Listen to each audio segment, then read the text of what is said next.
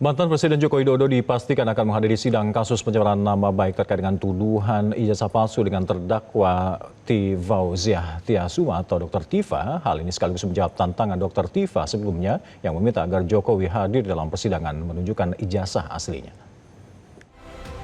Jadi bagaimana caranya agar Pak Joko Widodo itu membuktikan bahwa saya melakukan pencemaran nama baik, bahwa saya telah memfitnah, maka Pak Joko Widodo wajib untuk menunjukkan ijazah aslinya.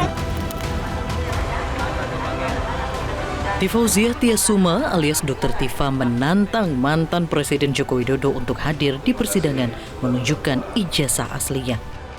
Usai persidangan, Dr. Tifa menjelaskan dirinya hanya memberikan analisis berdasarkan ilmu anatomi morfologi terhadap foto ijazah yang beredar di publik. Ia menilai apabila hasil analisis tersebut ingin dibantah, maka pihak pelapor harus menunjukkan ijazah asli secara langsung. Kalau memang penjelasan ini harus dikomparasikan dengan ijazah asli, maka munculkan ijazah asli itu. Ya, sebab yang saya lakukan observasi itu adalah benda digital yang beredar di internet. Kita sama-sama tidak tahu apakah itu dokumen milik Joko Widodo. Ya. Menjawab tantangan tersebut, kuasa hukum Jokowi Yakub Hasibuan memastikan kliennya akan menghadiri sidang pencemaran nama baik Dr. Tifa. Yakub juga memastikan Jokowi akan hadir dengan membawa ijazah asli, mulai dari SD hingga perguruan tinggi yang selama ini menjadi perdebatan. Kemarin kami juga baru bertemu langsung dengan Pak Jokowi juga, dan beliau menyatakan siap untuk hadir, tentunya untuk merupakan penghormatan beliau dapat menunjukkan ijazahnya di forum yang sangat terhormat ini dan forum yang valid. Karena selama ini Pak Jokowi diminta diserang berbagai narasi-narasi oleh pihak-pihak yang tidak bertanggung jawab menurut kami untuk menunjukkan di forum-forum yang menurut kami juga tidak benar. Dan sekarang kami mendapatkan kesempatan untuk menghadirkan ijazahnya di forum yang terhormat ini, dan Pak Jokowi sangat menghormati itu dan sangat menunggu waktu itu nanti. Meski dalam persidangan hakim memberi opsi damai, namun Dr. Tifa menolak dan tetap memilih menempuh jalur hukum. Untuk itu, pihaknya tengah mempersiapkan perlawanan hukum untuk sidang berikutnya. Itu kan pasalnya beda-beda, itu ada 310, kemudian ada 434, ya kan, 310 itu pencemaran nama baik, 434 ada fitnah, yang 32 ada itu, tapi di dalam konsiderannya itu sama semua gitu.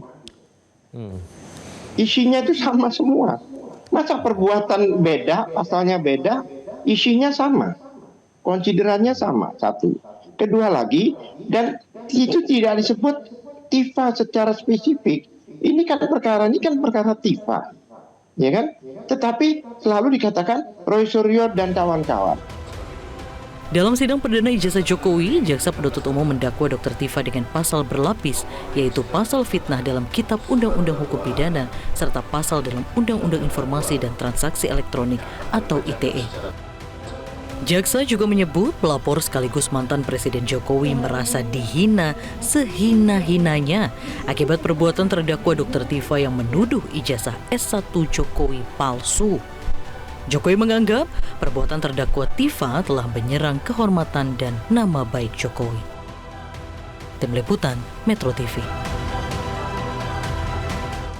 Pemirsa, drama kasus ijazah Jokowi memasuki babak baru di ruang sidang. Dr. Tifa yang sudah lebih dulu diadili memutuskan untuk melawan dakwaan jaksa penuntut umum. Selain tidak terima dijerat pasal berlapis, Tifa juga menunggu Jokowi untuk bisa membuktikan keaslian ijazahnya di persidangan. Lantas mana yang lebih dulu harus dibuktikan? Sudah bersama kami pakar hukum pidana, ada Prof. Hipnu Nugroho. Prof, Dr. Tifa kan ini didakwa dengan pasal berlapis mulai dari fitnah hingga Undang-Undang ITE. Namun di saat yang sama juga ada objek ijazah yang hingga kini masih terus diragukan keasliannya. Jadi mana, Prof, yang harus lebih dulu diuji di persidangan? Ya, kita harus menganut ada suatu penyebab. Penyebabnya adalah ijazah, kan itu. Ada kausalitas lah, katakanlah seperti itu. Nah, dari penyebab ijazah itulah yang akhirnya menimbulkan suatu ungkapan, suatu pernyataan, suatu sikap yang mungkin menyinggung Pak Jokowi, kan itu asalnya kan gitu kan. Nah, oleh karena itu kan ini deliknya bukan delik pemalsuan loh, bukan menguji palsu dan tidak palsu loh, tapi menguji tentang memang keadaan ijazahnya seperti apa. Itu Mas. Beda delik pemalsuan dan delik pencemaran nama baik. Ini adalah delik pencemaran nama baik. Nah, oleh karena itu, karena sebagai bentuk pencemaran nama baik, kalau kita pas di dalam KUHP itu pencemaran itu bisa dengan tulisan, bisa dengan ucapan. Kan itu. Nah, ucapan tulisan itu kan timbul berbasis pada data. Datanya data medsos, kan itulah. Nah, oleh karena itu dalam hal seperti ini harus disampaikan data medsos itu sama apa enggak data dengan aslinya. Disitulah nanti dalam pasal 434 sebagai KUHP baru itu dalam hal delik tuduhan seorang yang menuduh diberikan kesempatan untuk membuktikan bahwa yang dituduhkan itu adalah tidak benar, tidak identik, palsu. Nah, gitu Mas. Nah, di situ yang nanti ramenya di situ. Makanya ini masih memerlukan waktu panjang ini kalau kita akan mendapatkan suatu peradilan yang equal dalam suatu pembuktian. Toh dengan hadirnya direncanakan Pak Jokowi di persidangan nanti yang kabarnya akan hadir dan akan menunjukkan ijazahnya seperti itu, Prof? Ya, mau tidak mau karena sebagai bentuk peradilan yang baik, peradilan yang due process of law, namanya ini adalah ketika delik aduan. Delik aduan berarti yang mengadu harus hadir, yang harus menyampaikan. Itu sebagai korban, Pak Jokowi kan sebagai korban, Mas. Nah, oleh karena itu nanti setelah perlawanan, ini kan pembacaan sudah selesai nih, kemudian perlawanan, maka dilanjutkan adalah perlawannya ditolak atau tidak. Nanti kan gitu loh. Kalau ditolak tetap lanjut, diterima, berarti peradilan itu gugur. Kalau itu nanti artinya surat dakwaan gugur. Kalau nanti perlawannya diterima. Kalau gugur berarti mulai dari nol lagi. Nah, ini masih panjang. Lah, oleh karena itu kalau kita sudah masuk materi terhadap delik-delik itu, ya mau tidak mau ketika sudah replik duplik atas perlawanan, maka pemeriksaan pertama kali adalah saksi korban. Siapa itu? Pelapor. Siapa itu pengadu? Yaitu Pak Jokowi. Harus wajib memberikan tentang kegundahan, tentang sikap sehina-hinanya seperti apa di dalam suatu persidangan. Begitu, Baik. Mas. Prof, ada hal yang cukup menarik untuk dikritisi juga di kubu Dr. Tifa, keberatan dengan beberapa pasal berlapis yang menjerat terdakwa. Sementara konsiderannya adalah Roy Suryo dan kawan-kawan. Secara teknis hukum, Prof, jika konsideran dakwaan ini menyebut nama Roy Suryo dan kawan-kawan, namun pasal yang ditujukan kepada Dr. Tifa ada di sini melihat, Prof, ada ketidakjelasan subjek di sini. Apa implikasi hukumnya sejauh ini? Ya, disitulah nanti dalam perlawanan kubu Pak Roy Suryo Bu Tifa mau lihat sebagai bentuk surat dakwaan ini adalah kabur, obscurable. Nah, kabur itu artinya apa? Syarat tentang subjek, tempus dan locus delictinya, tentang subjeknya itu tidak jelas.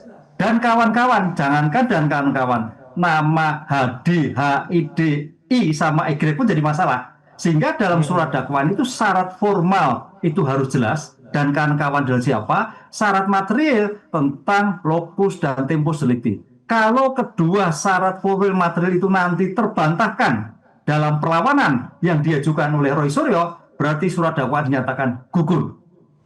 Gugur berarti tidak pernah ada, berarti harus mengulang kembali. Disinilah suatu mekanisme, suatu peradilan nanti kalau seandainya berjalan terus. Iya, dan apalagi nanti kalau di persidangan yang berjalan nanti ditemukan bukti-bukti baru bahwa memang terbukti benar palsu ijazah tersebut. Bagaimana kedudukan hukum Dr. Tifa, Roy Suryo dan kawan-kawan? Ya, pertanyaannya begini Mas, ini kan memang kalau itu dinyatakan ijazah itu palsu, paling tidak poin tersendiri di dalam suatu pembuktian. Karena roh dari kasus ini adalah masalah ijazah. Ya, sekarang tinggal dakwaannya kan berlapis antara pencemaran, fitnah, manipulasi. Nah, sekarang masalah pencemaran itu yang mungkin agak sedikit sulit terbendung, kan? Karena itu merasa pribadi, kan itu. Tapi kalau fitnahnya mungkin tidak ketemu. Kalau seandainya Roy Suryo bisa membuktikan bahwa ijazahnya memang tidak benar, gitu Mas. Nah, itu bisa karena diberikan kesempatan. Berarti apa yang terjadi? Berarti kegeser lagi pasal 433. Disitulah saya kira penuntut umum luar biasa untuk membuat berlapis sehingga saudara Pak Roy Suryo tidak lepas dari suatu kasus yang bersangkutan. Tapi paling tidak kalau bisa membuktikan ijazahnya palsu, itu suatu poin 80% untuk memberikan suatu seandainya terbukti menjadikan lebih ringan. Ya, Prof, apakah dengan kasus ini akan nantinya menjadi presiden buruk khususnya bagi kebebasan pendapat jika terlapor tetap dipidana padahal data-data yang disampaikan ternyata tidak akurat? Ya, inilah saya kira nanti sebagai bentuk peradilan ya menjadikan jurisprudensi. Apakah data-data medsos yang kemudian dikaji itu sebagai data yang valid? Saya kira enggak. Karena data medsos itu data yang belum terverifikasi. Makanya nanti dalam kasus ini kalau saya melihatnya bisa terjadi kesesatan, Mas. Kesesatan itu objek, kesesatan tentang objek. Objeknya apa? Ternyata objeknya fotokopi yang tidak selaras dengan data aslinya. Nah, disinilah yang akhirnya menjadi potensi-potensi menjadi permasalahan hukum ini akan agak lambat. Itu bisa seperti itu. Bisa tadi masalah dan kawan-kawannya, bisa karena dakwaannya, bisa karena perlawannya, bisa karena kesesatan objeknya terhadap aset atau terhadap objek fotokopi yang ada di medsos. Begitu, Mas. Baik. Jadi, Prof, terakhir tadi kita saksikan bersama berita bahwa ada pra-peradilan kedua yang diajukan oleh Hero Suryo. Bagaimana Anda melihatnya? Apakah ini memang upaya yang dilakukan Hero Suryo untuk mengulur-ulur waktu atau seperti apa? Gini, pra-peradilan itu kontrol. Sebagai kontrol atas upaya paksa yang dilakukan oleh APH, aparat penegak hukum.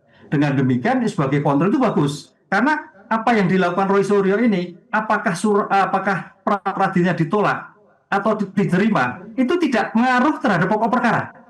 Tapi sebagai bentuk pembelajaran APH terhadap bagaimana melakukan upaya paksa. Baik, bagaimana melakukan suatu penggeledahan yang baik, bagaimana suatu sistem upaya paksa itu sesuai dengan aturan hukum yang ada. Itu spirit yang dipakai. Jadi tidak mengaruh terhadap pokok perkara yang akan disidangkan. Baik. Dan kalau memang mengulur waktu, ya saya kira tidak. Kecuali nanti Pak Roy Suryo ternyata melakukan pra-peradilan lagi terhadap upaya-upaya paksa lain. Nah, itu bisa dikatakan sebagai bentuk ulur waktu. Karena dalam suatu pra-peradilan baru itu bisa dilakukan berbagai upaya paksa untuk diajukan dalam suatu pra-peradilan. Dan itu bisa diajukan dan bisa diajukan dan dapat bisa menghambat pokok perkara. Karena setiap perkara pra-peradilan diajukan, pokok perkara tidak akan diperiksa lebih dulu. Nah, ini baru kalau beliau mengajukan kembali. Kalau tidak, hanya mengajukan sebagai bukti bahwa ini sebagai koreksi terhadap aparat penegak hukum.